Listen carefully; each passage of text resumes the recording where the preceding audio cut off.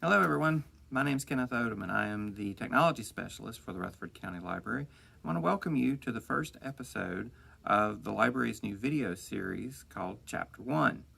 Every week we're going to read the first chapter out of a different book to kind of give you a little taste of the story, maybe encourage you to expand your reading a little bit if you're one that's set on a particular genre, a particular author. This is the easy way for you to kind of sample the different things that the library has to offer, the different genres, the different series, and the different authors. We are also going to do not just fiction, but we'll also read a little bit from some of the nonfiction books as well. This week's selection for Chapter 1 is one of my personal favorites. It's a book called The 100,000 Kingdoms by NK Jemisin. Jemisin is a multiple Hugo Award winning author, the Hugo Award being the highest award given to authors in the science fiction and fantasy fields. And Jemisin is also the only author to date who has won the award 3 years in a row. Now, she did win it for a different series other than the Inheritance series that this book is the first book in, but this is my favorite book of hers. So this is the one I'm going to read the first chapter from. So let's dive in and take a look at the first chapter of The 100,000 Kingdoms by N.K. Jemisin. Chapter 1, Grandfather. I am not as I once was. They have done this to me, broken me open and torn out my heart. I do not know who I am anymore. I must try to remember. My people tell stories of the night I was born. They say my mother crossed her legs in the middle of labor and fought with all of her strength not to release me into the world. I was born anyhow, of course. Nature cannot be denied.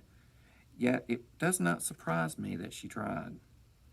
My mother was an heiress of the Aramiri. There was a ball for the lesser nobility, the sort of thing that happens once a decade as a backhanded sop to their self-esteem. My father dared ask my mother to dance. She deigned to consent. I have often wondered what he said and did that night to make her fall in love with him so powerfully, for she eventually abdicated her position to be with him. It is the stuff of great tales, yes? Very romantic. In the tales, such a couple live happily ever after. The tale does not say what happens when the most powerful family in the world is offended in the process. But I forget myself. Who was I again? Ah, yes. My name is Yani. In my people's way, I am Yani Dao Shi Kenneth Tewa Saim Kanadar, which means I am the daughter of Kenneth, and that my tribe within the Dar people is called Samim. Tribes mean little to us these days, though before the Gods' War they were more important. I am 19 years old. I also am, or was, the chieftain of my people, called Enu. In the Arameri way, which is the way of the Am race, for whom they originated, I am the Baroness Yani Dar. 1 month after my mother died, I received a message from my grandfather, Dakarta Amari, invited me to visit the family seat. Because one does not refuse an invitation from the Amari, I set forth. It took the better part of 3 months to travel from the high north continent to Senem, across the repentant sea. Despite Dar's relative poverty, I traveled in style the whole way. First by a palanquin, an ocean vessel, and finally by a chauffeured horse coach. This was not my choice. The Dar Warriors' Council, which rather desperately hoped that I might restore us to the Arameri's good graces, thought that this extravagance would help.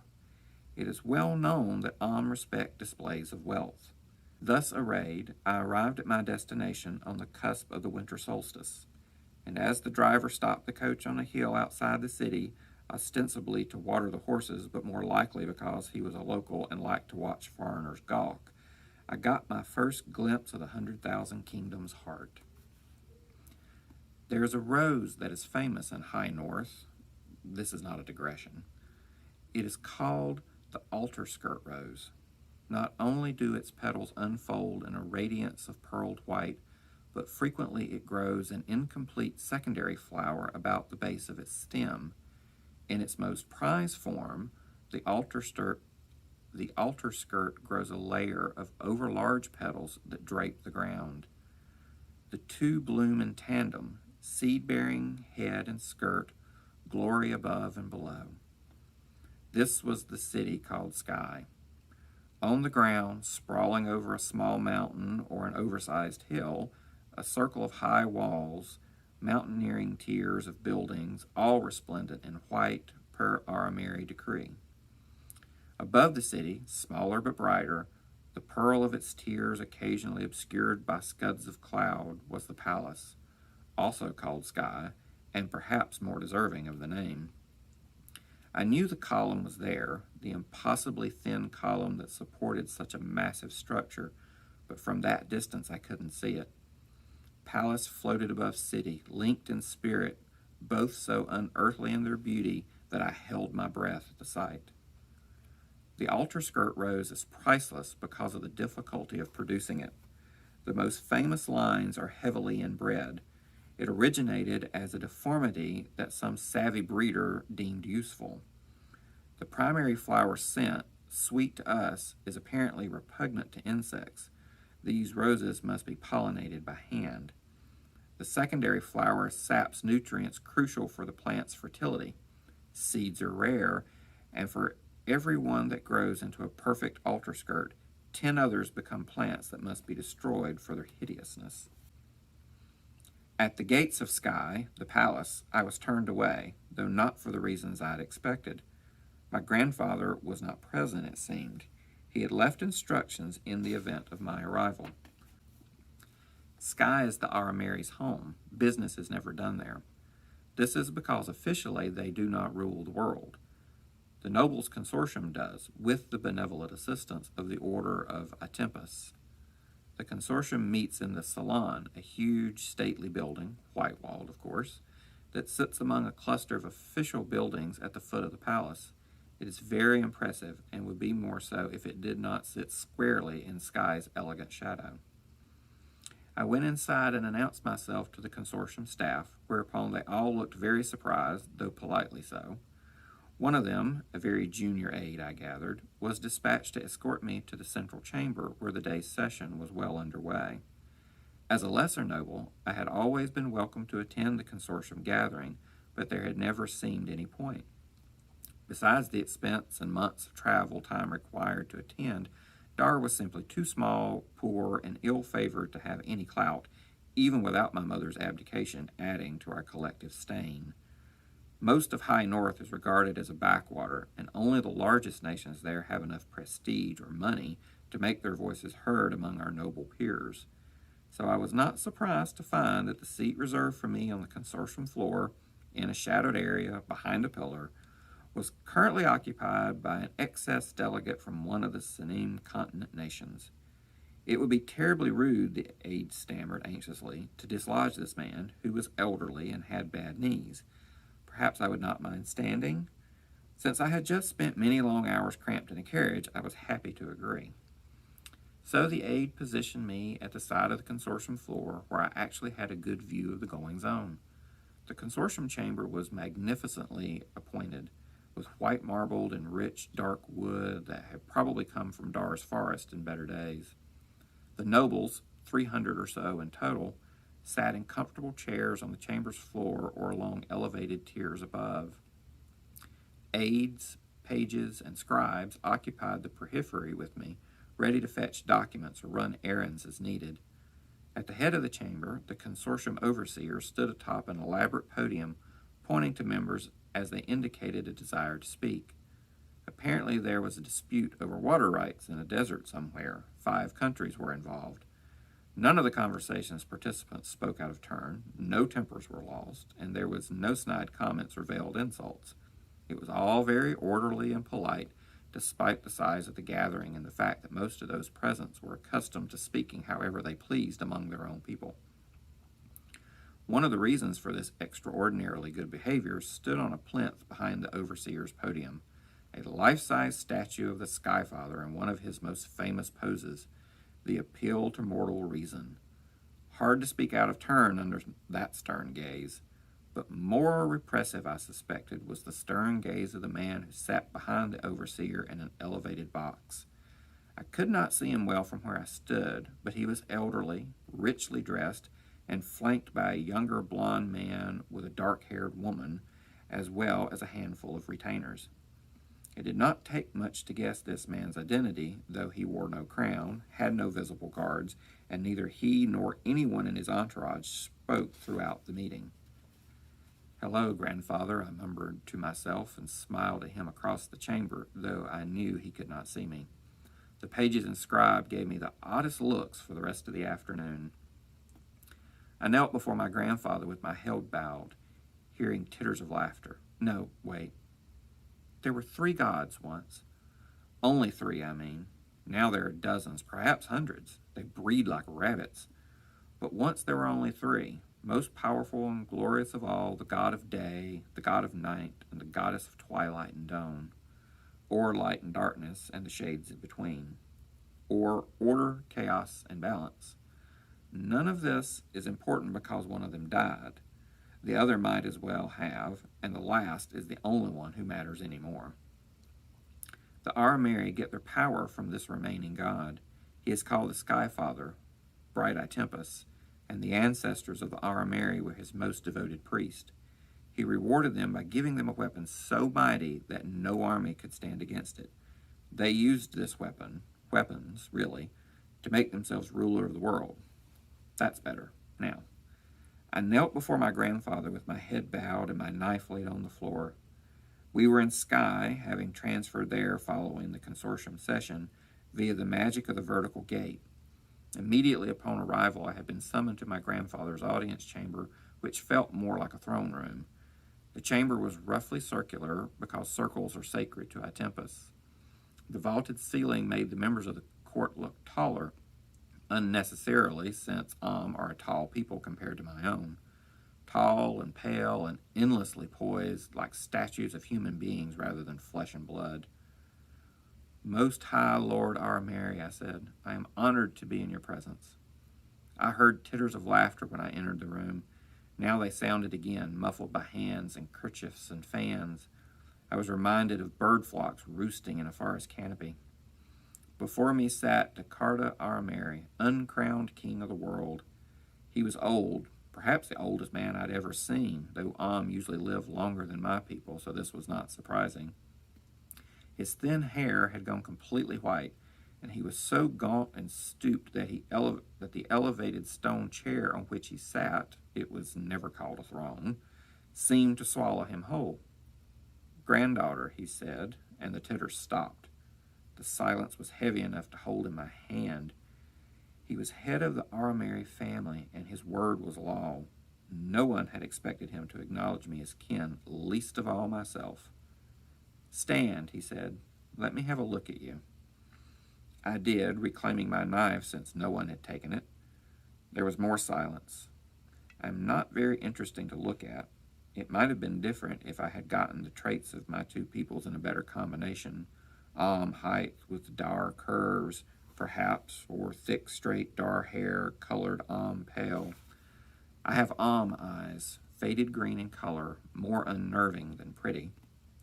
Otherwise, I am short and flat and brown as forest wood, and my hair is a curled mess. Because I find it unmanageable otherwise, I wear it short. I am sometimes mistaken for a boy. As the silence wore on, I saw Jakarta frown. There was an odd sort of marking on his forehead, I noticed. A perfect circle of black, as if someone had dipped a coin in ink and pressed it to his flesh. On either side of this was a thick chevron, bracketing the circle. "You look nothing like her," he said at last, "but I suppose this is just as well. Varani?" This last was directed at a man who stood among the courtiers closest to the throne. For an instant I thought he was another elder. Then I realized my error. Though his hair was stark white, he was only somewhere in his 4th decade. He, too, bore a forehead mark, though his was less elaborate than Jakarta's, just the black circle. "She's not hopeless," he said, folding his arms. "Nothing to be done about her looks. I doubt even makeup will help. But put her in civilized attire, and she can convey nobility at least. His eyes narrowed, taking me apart by degrees. My best darn clothing, a long vest of white chevre and calf-length leggings, earned me a sigh. I had gotten the odd look for this outfit at the salon, but I hadn't realized it was that bad. He examined my face so long that I wondered if I should show my teeth. Instead, he smiled, showing his. Her mother has trained her. Look how she shows no fear or resentment, even now. She will do, then, said Descartes. Do for what, grandfather? I asked. The weight in the room grew heavier, expectant, though he had already named me granddaughter. There was a certain risk involved in my daring to address him in the same familiar way, of course. Powerful men are touchy over odd things. But my mother had indeed trained me well, and I knew it was worth the risk to establish myself in the court's eyes. Descartes Amari's face did not change. I could not read it. For my heir, granddaughter, I intend to name you to that position today. The silence turned to stone as hard as my grandfather's chair. I thought he might be joking, but no one laughed. That was what made me believe him at last, the utter shock and horror on the faces of the courtiers as they stared at their lord, except the one called Varani. He watched me. It came to me that some response was expected. You already have heirs, I said. Not as diplomatic as she could be, Varani said in a dry tone. Descartes ignored this. It is true, there are 2 other candidates, he said to me. My niece and nephew, Scamania and Relade, your cousins once removed. I had heard of them, of course, everyone had. Rumor constantly made one or the other heir, though no one knew for certain which. Both was something that had not occurred to me. If I may suggest, grandfather, I said carefully, though it was impossible to be careful in this conversation, I would make 2 heirs too many. It was the eyes that made Descartes seem so old, I would realize much later. I had no idea what color they had originally been. Age had bleached and filmed them to near white. There were lifetimes in those eyes, none of them happy.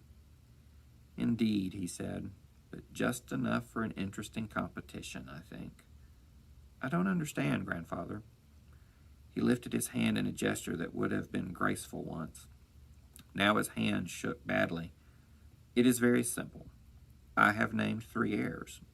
One of you will actually manage to succeed me. The other 2 will doubtless kill each other or be killed by the victor. As for which lives and which die, he shrugged. This is for you to decide. My mother had taught me never to show fear, but emotions will not be stilled so easily. I began to sweat. I have been the target of an assassination attempt only once in my life, the benefit of being heir to such a tiny, impoverished nation. No one wanted my job, but now there would be 2 others who did. Lord Relade and Lady Scamania were wealthy and powerful beyond my wildest dreams. They had spent their whole lives striving against each other toward the goal of ruling the world, and here I come, unknown, with no resources and few friends, into the fray. There will be no decision, I said. To my credit, my voice did not shake. And no contest. They will kill me at once and turn their attention back to each other. That is possible, said my grandfather. I could think of nothing to say that would save me. He was insane, that was obvious. Why else turn rulership of the world into a contest prize? If he died tomorrow, Relade and Scamania would rip the earth asunder between them. The killing might not end for decades, and for all he knew, I was an idiot. If by some impossible chance I managed to gain the throne, I could plunge the 100,000 kingdoms into a spiral of mismanagement and suffering. He had to know that. One cannot argue with madness, but sometimes, with luck and the Sky Father's blessing, one can understand it. Why? He nodded as if he had expected my question. Your mother deprived me of an heir when she left our family. You will pay her debt. She is 4 months in the grave, I snapped. Do you honestly want revenge against a dead woman? This has nothing to do with revenge, granddaughter. It is a matter of duty. He made a gesture with his left hand, and another courtier detached himself from the throng. Unlike the first man, indeed, unlike most of the courtiers whose faces I could see, The mark on this man's forehead was a downturned half-moon, like an exaggerated frown. He knelt before the dais that held Descartes' chair, his waist-length red braid falling over one shoulder to curl on the floor. I cannot hope that your mother has taught you duty, Descartes said to me over this man's back. She abandoned hers to dally with her sweet-tongued savage. I allowed this, an indulgence I have often regretted. So I will assuage that regret by bringing you back into the fold, granddaughter. Whether you live or die is irrelevant. You are our Amari, and like all of us, you will serve. Then he waved to the red-haired man. Prepare her as best you can. There was nothing more. The red-haired man rose and came to me, murmuring that I should follow him. I did. Thus ended my first meeting with my grandfather, and thus began my first day as an Mary. It was not the worst of the days to come. So we hope you enjoyed the first chapter of The 100,000 Kingdoms by NK Jemisin. Thank you for joining us for the very first episode of Chapter 1, and we hope you come back next week. If you are interested in the book and are looking for a copy, you can find a copy of the book here at the Rutherford County Library. You can also, if our copy is checked out, you can request a copy through the NC Cardinal system, free of charge, of course, with your library card. There are ebook and downloadable audiobook versions of the book available through the North Carolina Digital Library, which is our ebook partner online from the vendor Overdrive. If you visit us on our website at www.rutherfordcountylibrary.org, you can search our catalog there. You can also find links to the North Carolina Digital Library where you can sign in using your library card number and PIN. You will need the Libby app installed on your phone. Of course, that is free of charge. And make sure you join us again next week for another episode of Chapter 1. Again, my name's Kenneth. See you next week.